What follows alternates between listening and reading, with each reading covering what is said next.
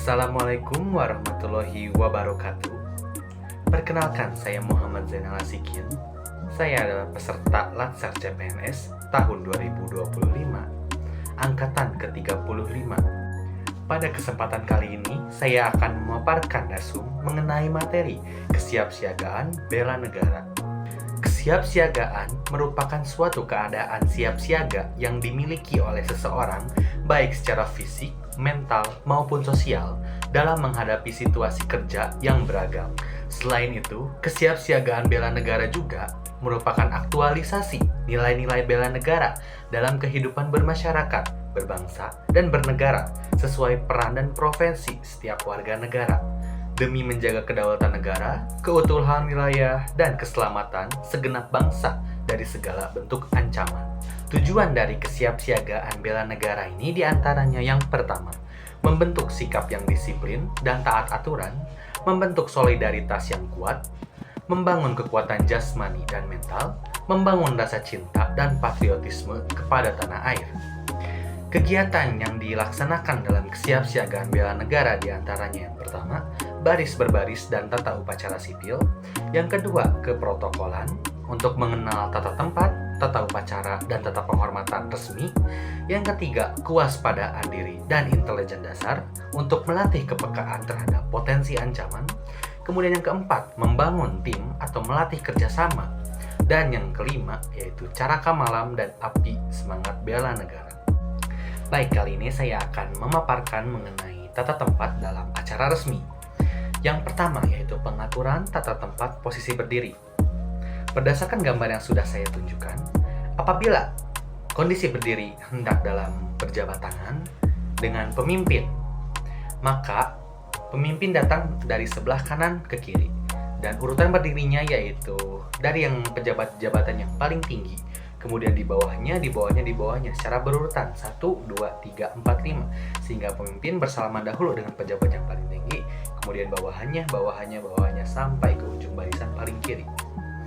Lalu kemudian yang kedua, apabila hendak bersalaman dengan staf atau masyarakat, maka pemimpin berdiri di sisi sebelah paling kiri, diikuti oleh bawahannya secara berurutan 1, 2, 3, 4, 5, sehingga staf dan masyarakat datang dari sebelah kiri bersalaman dahulu dengan pemimpin dan atasan. Dan apabila kondisinya tidak dalam berjabat tangan, maka pemimpin berdiri di tengah. Begitupun dengan pejabat di bawahnya secara berurutan 1, 2, 3, 4, 5, dan pejabat yang paling bawah pangkatnya berada di sisi terluar barisan. Dan selanjutnya yaitu pengaturan tata tempat dalam posisi duduk.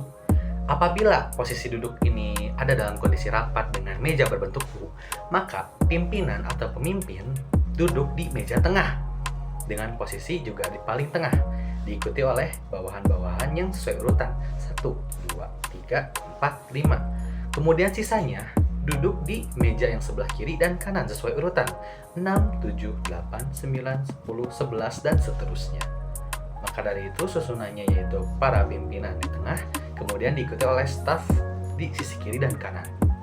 Begitupun apabila rapat dalam meja bulat, maka pimpinan atau pemimpin duduk di ujung paling tengah, diikuti oleh pejabat yang sesuai urutan 1, 2, 3, 4, 5, 6, 7, dan seterusnya. Lalu kemudian ada pengaturan tata tempat posisi duduk dalam posisi pertemuan tatap muka atau teater. Pimpinan duduk di meja podium di posisi depan 1, 2, 3, 4 sesuai urutannya. Pimpinan juga duduk di sisi paling tengah.